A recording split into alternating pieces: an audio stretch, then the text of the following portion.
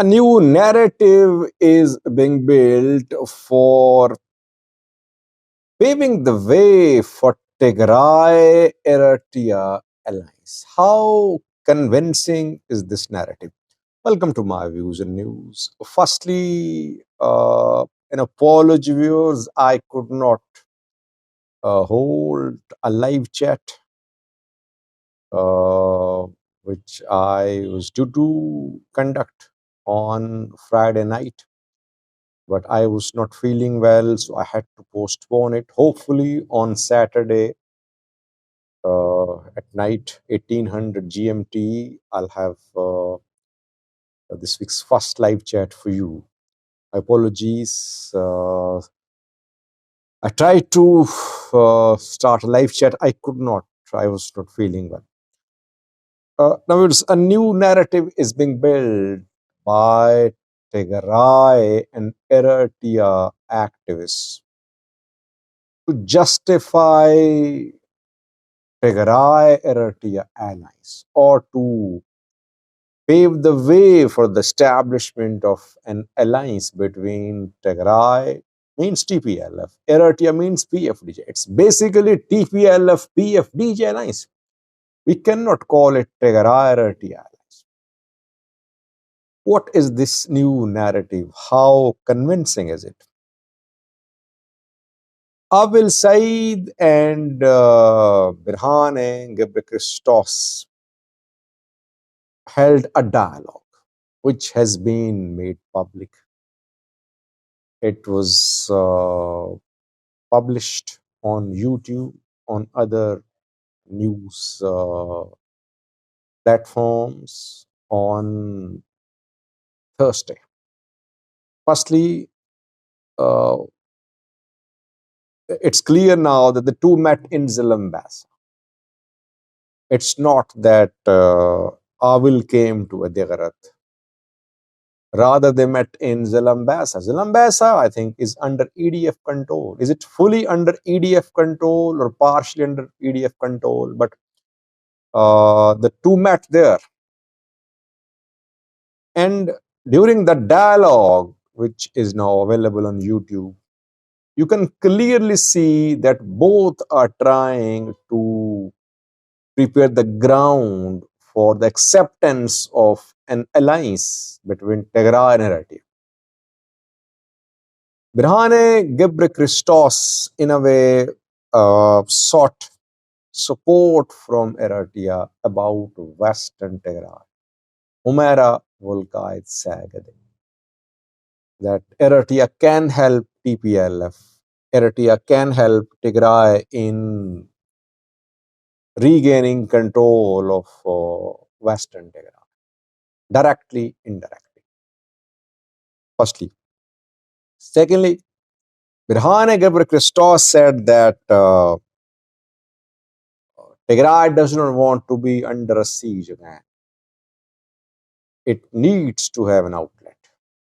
It needs to have a connection with outside world. This is what I said when I told you about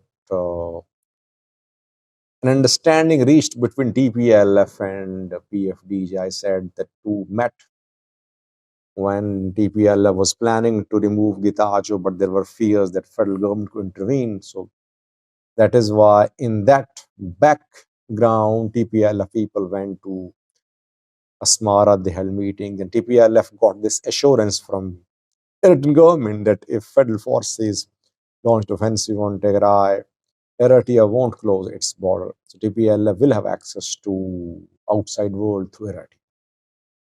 So almost confirmed now. Birhane Ghebreyesus mentioned that in his talk with Abil Said that Tigray should not be under siege again. Eritrea can support Tigray. Last point is very important, which I want to share with you, which is very clear from the dialogue between Birhane Ghebreyesus and Abil Said. The two suggested that a strong Tigray is good for Eritrean sovereignty. And a strong Eritrea is a positive thing for Tigray.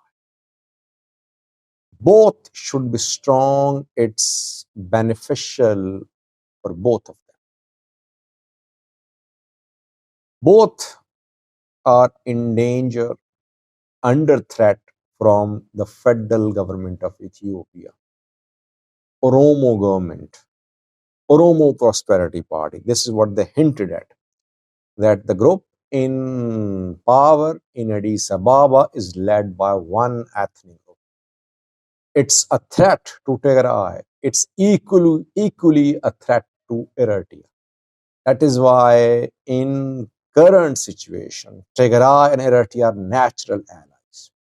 They should build their bond, strengthen their ties for their survival, for uh, to counter the threat from Addis Ababa.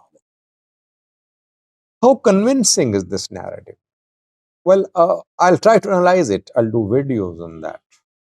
Or maybe in live chats too, we'll have a detailed look at this narrative which is being built.